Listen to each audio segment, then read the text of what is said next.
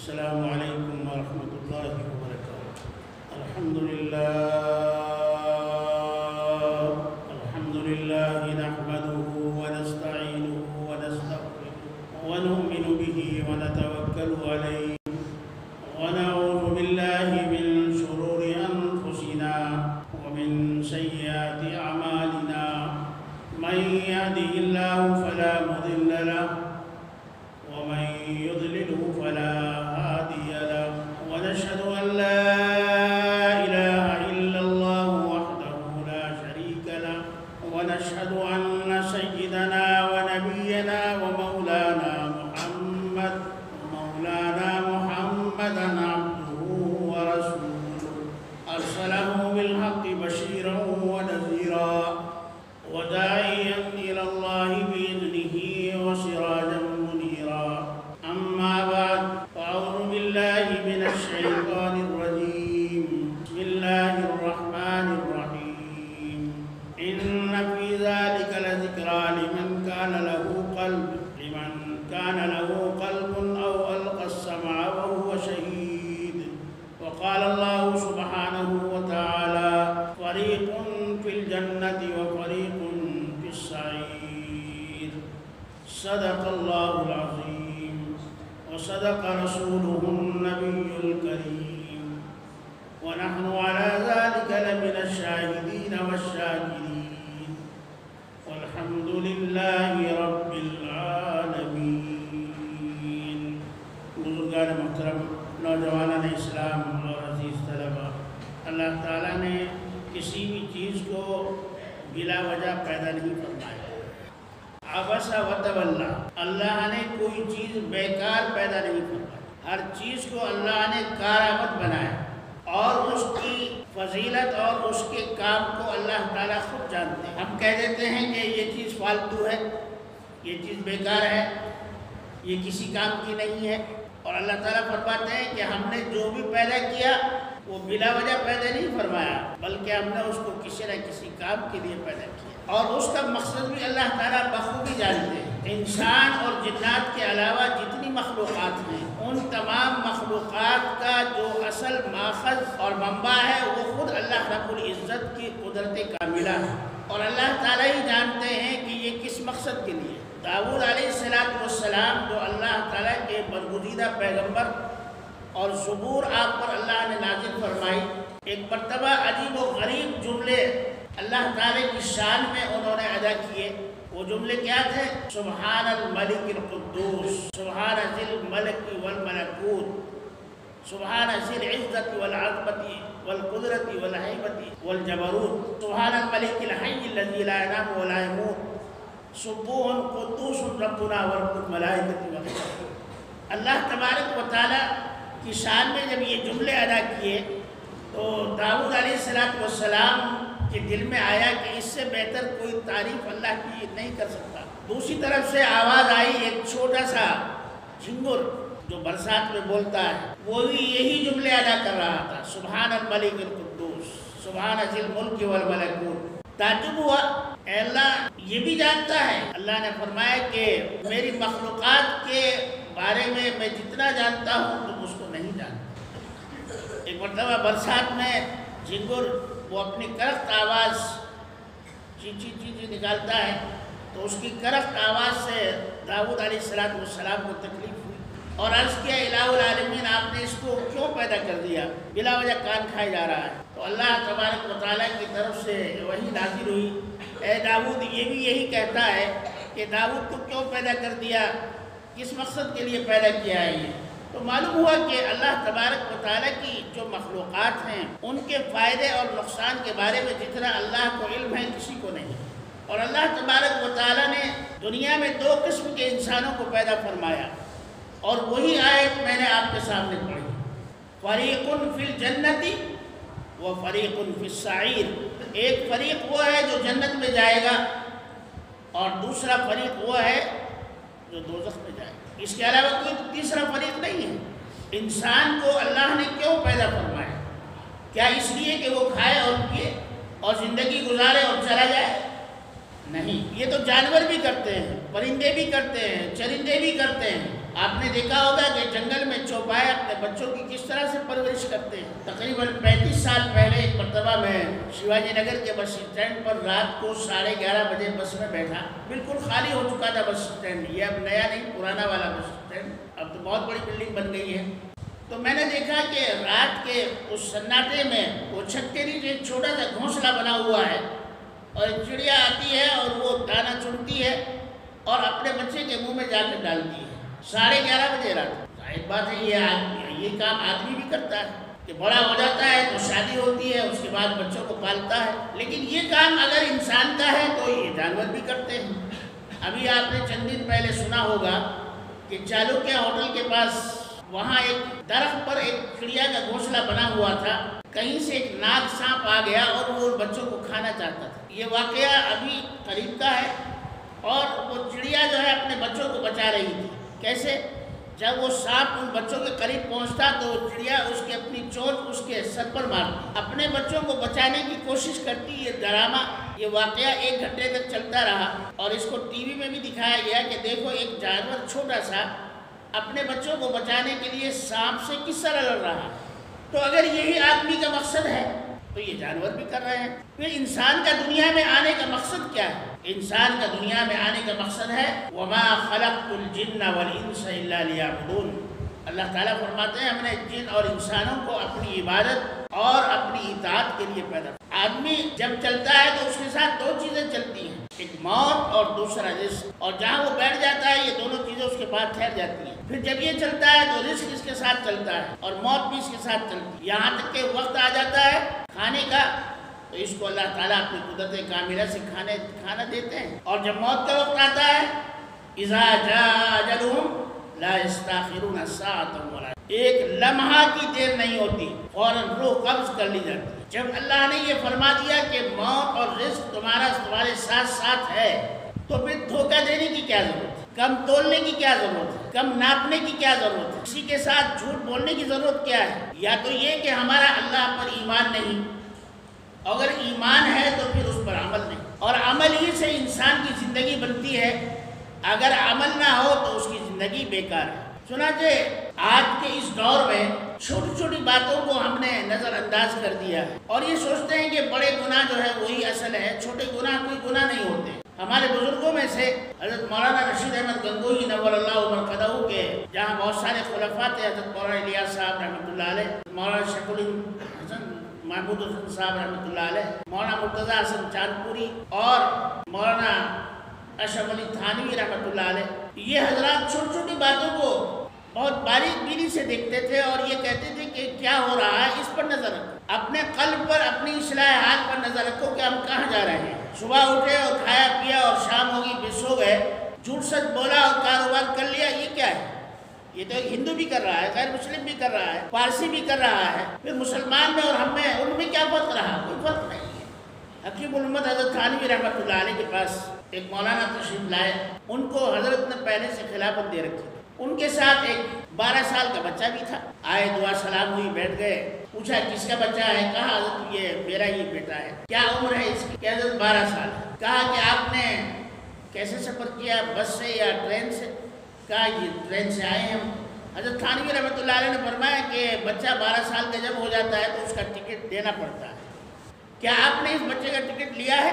مولانا نے کہا کہ حضرت یہ بچہ کمزور ہے، جسمانی اعتبار سے 11 سال کا لگتا ہے، 12 سال کا نہیں، اس لیے میں نے اس کا ٹکٹ نہیں لیا اور میں نے ٹی ٹی سے کہہ دیا کہ یہ 11 سال کا ہے۔ حضرت نے فرمایا اوہ مجھ سے بڑی غلطی ہوئی کہ میں نے آپ کو ایماندار سمجھا، آپ کو دیانتدار سمجھا، آپ کو اللہ کا دوست سمجھا۔ جب آپ ڈھائیانے کرایہ دینے پر جھوٹ بول سکتے ہیں تو بڑی بڑی چیزوں میں کہاں تک جھوٹ بولتے ہوں گے؟ 2.5 آنے کرایہ دینے پر آپ جھوٹ بول رہے ہیں، بچے کی عمر 12 سال ہے اور 11 سال بتا رہے ہیں، تو آپ بڑے بڑے معاملات میں کتنے جھوٹ بولتے ہوں گے؟ لہذا میں اپنی خلافت آپ سے واپس لیتا ہوں، آپ اس لائق نہیں ہیں کہ آپ کو خلافت دی جائے۔ ایسے واقعات ہمارے یہاں روزانہ ہوتے ہیں، جب لیتے ہیں تو خوب تول کر لیتے ہیں اور اچھا یعنی نیچ تولتے ہیں خوب، اور جب دیتے ہیں تو اس کو جو ہے ڈنڈی مار کر دیتے ہیں، پیسے اچھے مال کے بتاتے ہیں اور مال اس کو نمبر 2 کا یا گھٹیا مال دیتے ہیں، کہاں سے بدلتے ہیں؟ ایسے واقعات ہمارے یہاں معاشرے میں سماج میں روزانہ ہوتے ہیں اور ہم ان کو گناہ نہیں سمجھتے ہیں بلکہ ہم ان کو ہوشیاری سمجھتے ہیں۔ ہم نے بہت اچھا کیا، آج اتنا کما لیا۔ حضور نبی کریم صلی اللہ تعالیٰ علیہ وسلم نے ارشاد فرمایا، اگر آپ نے کسی آدمی سے قرض کے طور پر ایک ٹوکری کھجور لی ہے اور وہ گھٹیا درجے کی ہے، جب آپ اس کو واپس کریں تو بڑھیا درجے کی اس کو واپس کریں، اچھے اعلیٰ درجے کی واپس کریں، گھٹیا درجے کی نہیں۔ یہ میرے اور آپ کے رسول کی ہے، میرے اور آپ کے پیغمبر کی سنت ہے۔ ہمارے یہاں یہ ہوتا ہے کہ جب کسی سے کوئی چیز لیتے ہیں تو ہمارے گال سرخ ہوتے ہیں، اور جب اس سے وہ چیز ہم سے مانگتا ہے تو ہماری آنکھیں سرخ ہو جاتی ہیں، یعنی ہم دینا نہیں چاہتے۔ مال سے محبت ہے، اور یہی وہ بیماری ہے جو انسان کے دل سے ایمان کو خارج کر دیتی ہے، خارج ہو جاتا ہے ایمان۔ دنیا کی محبت جب دل میں آتی ہے تو انسان کا عمل بیکار ہو جاتا ہے، اس کا عمل ڈیمیج ہو جاتا ہے، اس کی نیت خراب ہو جاتی ہے، اور پھر اس کی اصلاح نہیں ہوتی ہے۔ وہ اپنے نفس کو طرح طرح سے سمجھاتا ہے، دل کو طرح طرح سے سمجھاتا ہے کہ میں نے جو کیا ہے وہ صحیح ہے، حالانکہ صحیح نہیں ہے۔ مولانا اشرف علی تھانوی رحمۃ اللہ علیہ کے پاس ایک آدمی آیا، اس نے کہا کہ حضرت سے یہ کہو کہ میرے لیے دعا کریں۔ اب وہ صاحب جو ہیں دروازے پر کھڑے ہیں وہاں پر، حضرت کا خادم آیا اور کہا کہ فلاں صاحب آئے ہیں، انہوں نے آپ سے دعا کے لیے درخواست کی۔ حضرت نے فرمایا کہ ان سے کہو میں اللہ تعالیٰ سے دعا کرتا ہوں کہ اللہ آپ کی اس خواہش کو پورا فرمائے۔ میں دعا کرتا ہوں اللہ آپ کی اس خواہش کو پورا فرمائے۔ اب یہ صاحب وہاں لوٹتے ہیں، وہاں جا کر کہتے ہیں کہ حضرت نے فرمایا میں دعا کرتا ہوں اللہ تعالیٰ آپ کی اس خواہش کو پورا کرے گا۔ تو حضرت نے فوراً واپس بلایا ادھر۔ حضرت نے فرمایا کہ اللہ تعالیٰ ہمارے نوکر ہیں کہ ہم نے کہہ دیا اللہ تعالیٰ پورا کرے گا؟ ارے بھئی ہم تو دعا کر رہے ہیں اللہ تعالیٰ آپ کی خواہش کو پورا کرے، آپ نے غلط بیانی کیوں؟ ایک جملے میں آدمی کی بات کا مطلب بدل جاتا ہے۔ اللہ تعالیٰ آپ کی خواہش کو پورا کرے یہ الگ جملہ ہے، اللہ تعالیٰ آپ کی خواہش کو پورا کرے گا یعنی یہ جملہ بالکل پکا ہے، گویا ہم نے اللہ تعالیٰ سے پوچھ لیا ہے اور اللہ تعالیٰ اس کو ضرور کریں گے۔ مطلب یہ کہ ہم غلط بولتے ہیں اور ہمیں یہ محسوس نہیں ہوتا کہ ہم کیا کر رہے ہیں۔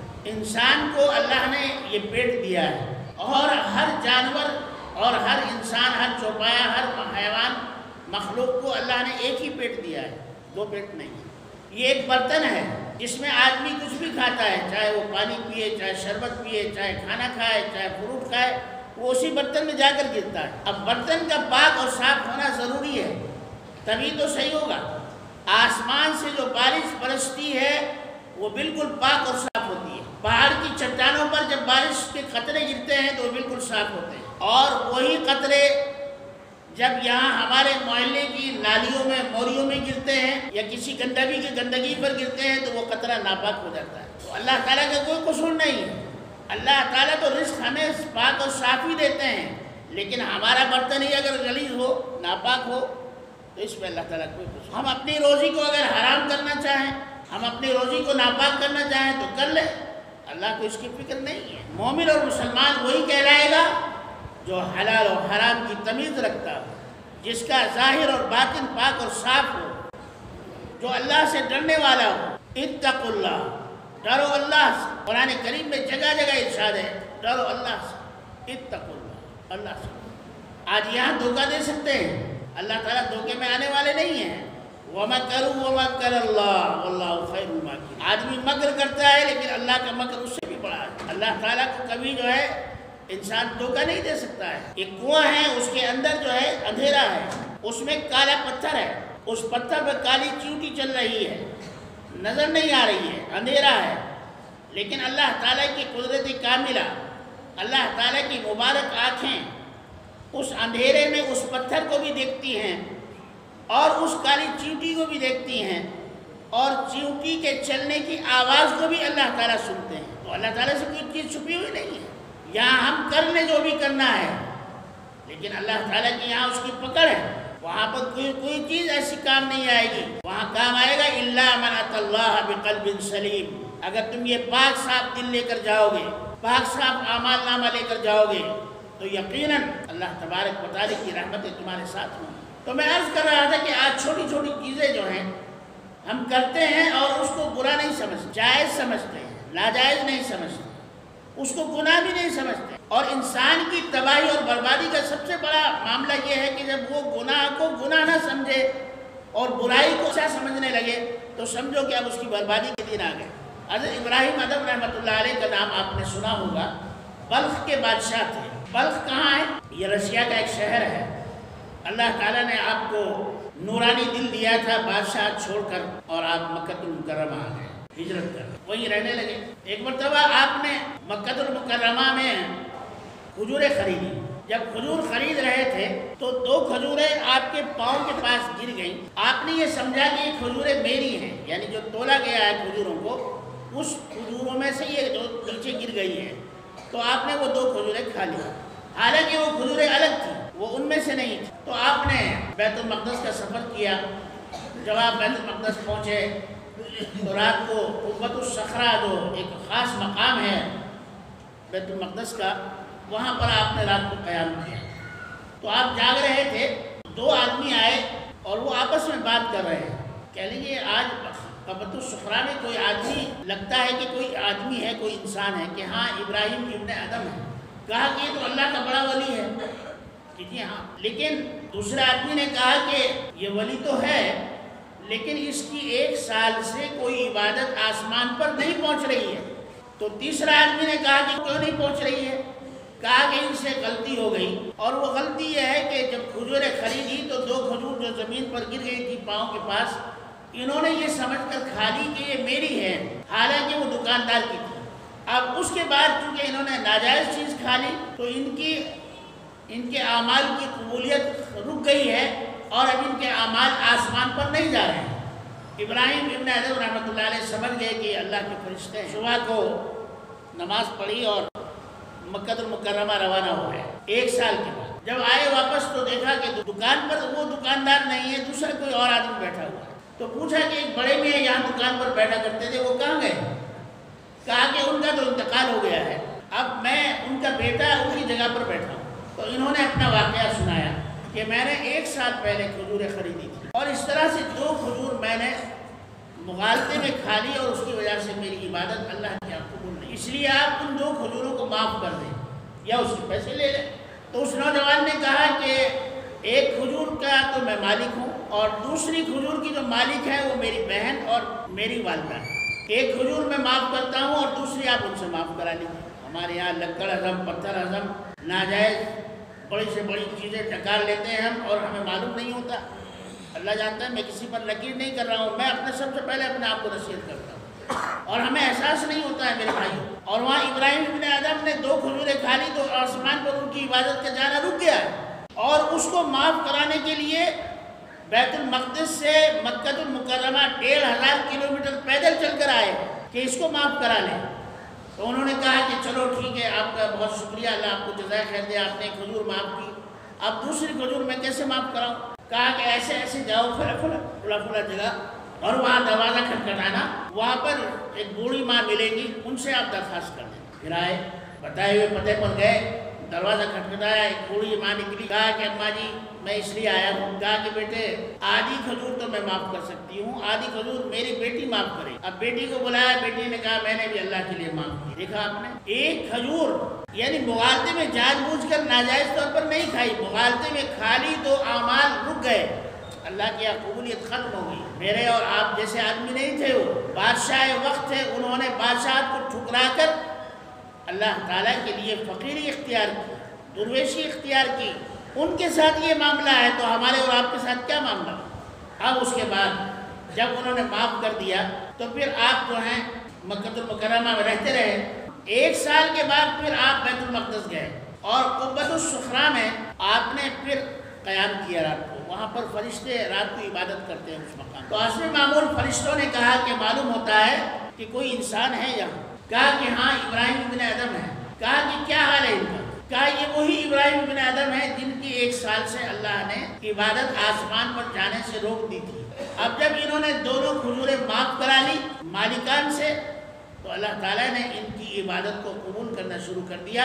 اب 1 سال سے ان کے اعمال آسمان پر جا رہے ہیں۔ اس طرح کی باتیں بہت ساری ہیں۔ ہماری زندگی میں ہر وقت ہیں یہ اس طرح کی چیز۔ شیخ عبدالقدوس قطب عالم رحمۃ اللہ علیہ کے خلیفہ حضرت مولانا جلال الدین تھانیسری رحمۃ اللہ علیہ، انہوں نے کہا حضرت 25 سال ہو گئے اللہ کا ذکر کر رہا ہوں، دل میں نورانیت کی نہیں محسوس ہوتی۔ فرمایا کہ بھائی اللہ کا شکر ادا کرو کہ تمہیں اللہ نے ذکر کی توفیق دے رکھی ہے، یہ بھی بہت بڑی چیز ہے، اس پر بھی اللہ کا شکر ادا کرو۔ نور تو پیدا ہونا بہت دیر میں پیدا ہوتا ہے، وہ تو بہت بڑی بات ہے۔ وہ چند دن کے بعد جو ہے جلال الدین تھانیسری نے حضرت سے کہا حضرت اب دل میں کچھ نورانیت محسوس ہوتی ہے۔ فرمایا کہ پتہ نہیں کہ یہ شیطان کی طرف سے ہے یا رحمان کی طرف سے، کیا کہ حضرت کیسے ہو پتہ لگے؟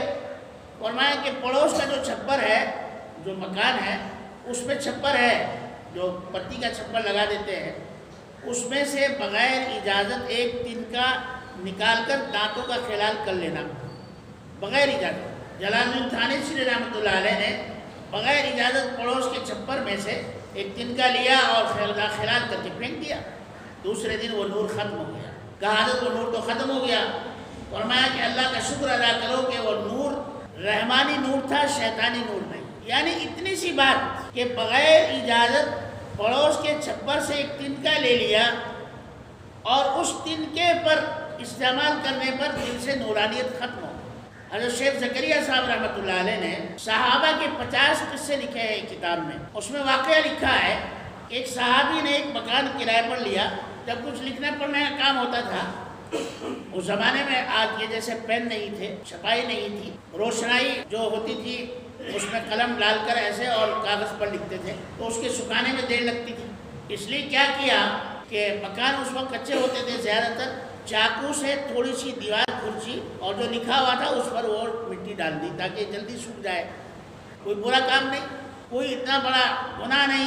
جب سو گئے تو رات میں ایک فرشتے نے کہا کہ مکان کرائے پر رہنے کے لیے لیتے ہو اور بغیر اجازت جو ہے اس کی دیوار کی مٹی کھرچ کر جو ہے الفاظوں پر چھڑکتے ہو، یہ ناجائز ہے، یہ حرام ہے، یہ اللہ تعالیٰ کے یہاں تمہارا عمل لکھا گیا ہے۔ جب صبح جاگے تو بہت گھبرائے، مالک مکان کے پاس گئے، کہا کہ بھائی مجھے معاف کر دو، اللہ کے لیے میں نے ایسا گناہ کر دیا ہے۔ تو مالک مکان نے کہا کہ میں نے معاف کیا اور آئندہ جتنی آپ کو ضرورت ہے اتنی مٹی آپ کھرچ لیا کریں۔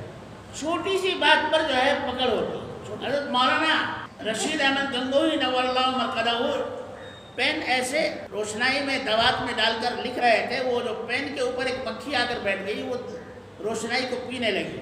تو آپ نے قلم کاغذ پر نہیں رکھا جب تک وہ روشنائی پی کر فارغ نہ ہوئی اور اڑ نہیں گئی، اس وقت تک جو ہے قلم ایسے ہی رکھا۔ اللہ تعالیٰ کی طرف سے اعلان ہوا، رشید احمد تو نے اس مکھی کی پیاس بجھائی، ہم انشاءاللہ قیامت کے دن تجھے پیاسا نہیں رکھیں گے۔ اس کو کہتے ہیں مسلمان کی زندگی۔ ایک مرتبہ مولانا رشید احمد گنگوہی رحمۃ اللہ علیہ بیت الخلا گئے، ناخن پر ایک سیاہی نظر آئی، روشنائی کا ایک قطرہ نظر آیا پڑا ہوا، فوراً باہر آ گئے۔ کہا کہ یہ قطرے سے اگر یہ قطرہ یہاں نہ گرتا تو اس سے کوئی نہ کوئی لفظ لکھا جاتا، لہٰذا یہ روشنائی بھی جو ہے قابل احترام ہے۔ آپ نے باہر آ کر پہلے اس کو دھویا اور پھر بیت الخلا کے اندر گئے۔ میرے اور آپ کے بزرگوں نے اس طرح زندگی گزاری ہے کہ انہوں نے چھوٹی چھوٹی چیز پر اپنے نفس کو قابو میں رکھا، اپنی اصلاح حال آخر تک کرتے رہے، اس طرف سے کبھی غافل نہیں ہوئے۔ اور ہمارا حال کیا ہے کہ ہم نمازی ہیں تو بس اسے پڑھ کر کوئی آدمی نہیں، غیر نمازی کو جو ہے جو نماز نہیں پڑھتا اس کو آخر سمجھنے لگتے ہیں۔ ہم جو ہے قرآن پڑھے ہوئے ہیں تو ہم سے بڑھ کر کوئی نہیں، اللہ نے فلاں نیکی کی توفیق دے رکھی ہے تو ہم سے بڑھ کر کوئی نہیں ہے۔ حالانکہ اللہ تعالیٰ کے یہاں ہر چیز کا حساب ہے۔ مجدد الفسانی رحمۃ اللہ علیہ بیت الخلا گئے، باتھ روم، وہاں جا کر اب جب بیٹھے آپ اجابت کرنے کے لیے تو نیچے آپ کو ایک مکھی نظر آئی جو ان دو قدموں کے نیچے بیٹھی ہوئی تھی۔ آپ نے اس مکھی کو اڑا دیا اور اس کے بعد اجابت کی۔ جب انتقال ہو گیا کسی نے خواب میں پوچھا کہ حضرت اللہ نے آپ کے ساتھ کیا معاملہ فرمایا؟ فرمایا اے شیخ احمد، تو نے دنیا میں ایک مکھی پر رحم کیا تھا، اس کو اس لیے اڑا دیا تھا تاکہ وہ غلاظت میں نہ دب جائے۔ تو نے دنیا میں بہت ساری نمازیں پڑھی، بہت سارے روزے رکھے، لیکن ہمارے یہاں جو قبول ہے وہ تمہارا ایک عمل ہے۔ کون سا؟ کہ وہ جو مکھی تم نے اڑا دی تھی، تم نے اس مکھی پر رحم کیا تھا کہ غلاظت میں نہ دب جائے۔ آج ہم اس مکھی کے بدلے میں تجھ پر رحم کر رہے ہیں اور تیری مغفرت کر رہے ہیں۔ ہمارا زندگی گزارنے کا جو طریقہ ہے وہ مسلمان کا ہے ہی نہیں میرے بھائیوں۔ معاف کرنا. میں سب سے پہلے میں اس میں شامل ہوں، آپ بعد میں. آدمی کو ہر لمحہ ہر قدم پر یہ سوچنا ہے کہ ہم کیا کر رہے ہیں، ہم کیسے کر رہے ہیں. ایک صاحب جو ہیں چھوٹی چھوٹی چیزوں کا بڑا اثر پڑتا ہے. ایک صاحب ایک عورت پر عاشق ہو گئے، وہ عامل کے پاس گئے، انہوں نے کہا کہ میں تمہارے لیے جادو کرتا ہوں اور اس جادو کی وجہ سے وہ عورت تم پر عاشق ہو جائے گی اور تمہارا کام بن جائے گا، لیکن میری ایک شرط ہے. وہ کیا ہے کہ 40 دن تک تم کوئی عبادت نہیں کرنا، وضو بھی نہیں بنانا، غسل بھی نہیں کرنا، اللہ کا نام بھی زبان سے نہیں لینا، تو پھر تمہارا کام بن جائے گا. اب اس نے ایسے کہ جب آدمی پر کوئی بھوت سوار ہوتا ہے تو وہ کرتا ہے. 40 دن کے بعد گیا، انہوں نے کہا کہ بھائی تمہارا عمل فیل ہو گیا ہے، میں نے جو جادو کیا وہ فیل ہو گیا، تم کوئی نیک کام کر رہے ہو. کہا کہ میں کوئی نیک کام آج تک کیا ہی نہیں، 40 دن ہو گئے ہیں. کہا کہ نہیں، کوئی نہ کوئی کام تو کرتے ہو. کہا کہ یاد کر کے بتاؤ کیا کام کرتے ہو. کہا کہ کوئی کام نیک کیا ہی نہیں، 40 دن ہو گئے. جادوگر نے کہا کہ بھائی آپ بتاؤ کیا کام کرتے ہیں، آپ صحیح نیک کام کیا کرتے ہیں. تو اس نے زور دے کر کہا اپنے دماغ پر کہ جب میں راستے میں چلتا ہوں تو کوئی کیلے کا چھلکا، موز کا چھلکا، کوئی جو ہے پتھر، کنکر، کاغذ، کوئی اینٹ یا کانچ کا کوئی ٹکڑا پڑا ہوا رہتا ہے، میں اس کو ایک طرف کر دیتا ہوں پیر سے تاکہ کسی کے پیر میں نہ آئے. تو جادوگر نے کہا کہ یہی تو بات ہے، یہ نیک کام کر رہے ہو اسی لیے تو میرا جادو فیل ہو گیا ہے. اللہ تعالیٰ کے یہاں وَمَن يَعْمَلْ مِثْقَالَ ذَرَّةٍ خَيْرًا يَرَهُ، یعنی ہر نیک عمل کا بدلہ ہے، چاہے وہ ذرہ بھی ہو، ایک ذرہ ہو، اس کا بھی اچھا ہے، اچھائی کا بھی بدلہ ہے، برائی کا بھی بدلہ ہے. اور جب ہم جو ہے آنکھ بند کر کے اپنے دماغ کو جو ہے کہیں اور رکھ کر زندگی گزاریں گے تو یہ مسلمان کی زندگی نہیں، یہ تو ایک عام آدمی کی زندگی ہے. مسلمان کی اور عام آدمی کی زندگی میں فرق ہے. جب تک ہم ظاہری اور باطنی طور پر مسلمان نہیں بنیں گے، ہم اپنے عمل کی جانچ نہیں کریں گے، پڑتال نہیں کریں گے، اپنے عمل پر غور نہیں کریں گے، اس وقت تک جو ہے اللہ تعالیٰ بھی اس کا صلہ نہیں دیں گے. تاریخ میں ایک عجیب واقعہ لکھا ہے کہ حضرت علامہ مرتضیٰ بادشاہ قادری رحمۃ اللہ علیہ بنگلور کے رہنے والے ایک بزرگ گزرے ہیں ہمارے. تو انہوں نے ایک مرتبہ مصلی پر بیٹھ کر 6 آدمیوں کو خلافت دی، اپنا خلیفہ بنایا. ان میں میسور کے ایک مولانا سید شہاب الدین قادری بھی تھے، ان کو بھی خلافت دی. اب اتفاق ایسا ہوا کہ مولانا شہاب الدین صاحب ایک مرتبہ علامہ کے ساتھ سفر کر رہے تھے. ان کے ہاتھ میں لاٹھی تھی، پہلے لاٹھی بہت رکھتے تھے لوگ پرانے زمانے میں. تو چل رہے تھے، چلتے چلتے وہ گھاس آیا، ایک بڑا سا جھاڑ، یعنی وہ پودا کھڑا ہوا تھا. خودرو پودے بہت ہوتے ہیں سڑک پر دونوں طرف. انہوں نے لاٹھی سے ایک بہت زور سے مارا، ایک وہ پودا جو ہے زمین پر گر گیا، ٹوٹ گیا. تو علامہ صاحب نے کہا کہ اوہ آپ تو بڑے بے رحم دل ہیں، یہ پودا اللہ کی عبادت کر رہا تھا، اللہ کا ذکر کر رہا تھا، تم نے بلا وجہ اپنی لاٹھی لے کر اس کی جڑ کو ختم کر دیا، اس کو تم نے جو ہے زمین پر گرا دیا. تم اتنے بے رحم دل ہو کہ تم پودوں کے ساتھ اتنی بے رحم دلی کرتے ہو تو انسانوں کے ساتھ تمہاری بے رحم دلی کتنی ہوگی. لہٰذا میں اپنی خلافت تم سے واپس لیتا ہوں اور تم اس قابل نہیں ہو کہ تم کو خلافت. جو انسان پودوں پر رحم نہیں کرتا وہ انسانوں پر کیا رحم کرے گا. یہ ہمارے بزرگ کا طریقہ ہے کہ چھوٹی سے چھوٹی عبادت، چھوٹی سے چھوٹی نیکی، چھوٹے سے چھوٹا گناہ، ان کا بھی خیال رکھا ہے. حضرت ابراہیم علیہ السلام فرماتے ہیں کہ جب میں چھوٹا تھا تو میں بہت رویا کرتا تھا. میری ماں نے پوچھا بیٹے کیوں روتے ہو؟ کہا کہ امی جان میں دیکھتا ہوں جب آپ آگ جلاتی ہیں تو چھوٹی چھوٹی لکڑیوں کو پہلے اس میں چولہے میں رکھتی ہیں اور پھر اس میں جو ہے بڑی لکڑیاں اوپر رکھتی ہیں، اور جب آگ جلاتی ہیں کیونکہ چھوٹی چھوٹی لکڑیوں میں جلدی آگ جل جاتی ہے، لگ جاتی ہے. میں اس لیے روتا ہوں کہ کہیں اللہ تعالیٰ چھوٹے چھوٹے بچوں کو بھی اللہ تعالیٰ دوزخ میں نہ ڈال دے. میں اس لیے رو رہا ہوں، دوزخ کے عذاب سے رو رہا ہوں. انبیاء علیہ السلام کا یہ طریقہ تھا کہ ہر وقت جو ہے ہر چیز میں وہ اپنی اصلاح کے لیے معاملات کو تلاش کرتے، اپنی اصلاح کے پہلو تلاش کرتے. اور ہم ہیں کہ آج ہم اصلاح تو دور کی بات ہے، جو غلطیاں ہو جاتی ہیں ان کو بھی چھپانے کی کوشش کرتے ہیں اور اللہ تعالیٰ کے سامنے کبھی شرمندہ بھی نہیں ہوتے. میرے بھائیوں اور بزرگوں، ضروری ہے کہ آج کے اس دور میں جبکہ انسان نے بہت زیادہ ترقی کر لی ہے، مادی ترقی بہت زیادہ ہو گئی، آپ یہاں سے بیٹھ کر ساری دنیا کو دیکھ سکتے ہیں، آپ اپنے موبائل میں ساری دنیا کو دیکھ سکتے ہیں، ساری دنیا سے بات کر سکتے ہیں، لیکن اللہ تعالیٰ کی بات ماننا اور اس کو خوش کرنا یہ ہم نے نہیں سیکھا. اس کی تو ہمیں پرواہ بھی نہیں ہے، اس کی ہمیں پرواہ نہیں. اگر کسی سے ناراضگی ہو جائے تو وہ آئے گا، پاؤں میں ٹوپی ڈالے گا، پگڑی رکھے گا، صاحب مجھے معاف کر دو آپ اللہ کے لیے بھائی، چلو یہ 70 خوشامد کرائے گا۔ اور میرا رب، میرا اور آپ کا رب کتنا کریم ہے۔ ابھی آپ نے ارادہ کیا، 70 سال ہو گئے، بوڑھے ہو گئے، ارادہ کیا کہ ارے کتنی زندگی گزر گئی ہے ایسی اللہ کی نافرمانی میں، گئے وضو بنایا اور مسجد میں داخل ہو کر صلاۃ التوبہ پڑھی اور سجدے میں رک کر 2 آنسو ٹپکا دیے، اللہ تعالیٰ فرماتے ہیں کہ ابھی میرا بندہ سجدے سے اٹھتا نہیں، میں اس کے گناہ کو معاف کروں۔ اتنا آسان، اتنا آسان، لیکن ہم اللہ سے گناہوں کو معاف کرنے والے کرانے کے لیے تیار نہیں۔ بس زندگی گزر رہی ہے، یہ پتہ نہیں ہے کہ کب کیا ہو جائے، کچھ پتہ نہیں۔ حالانکہ نبی کریم صلی اللہ تعالیٰ علیہ وسلم نے ارشاد فرمایا کہ موت کو کم از کم روزانہ 70 مرتبہ کم از کم یاد کرو، 70 مرتبہ کم سے کم۔ اور جب انسان موت کو یاد کرتا ہے تو پھر انسان کوئی گناہ نہیں۔ اللہ تبارک و تعالیٰ ہم سب کو عمل کی توفیق عطا فرمائے۔ وآخر دعوانا ان الحمد للہ۔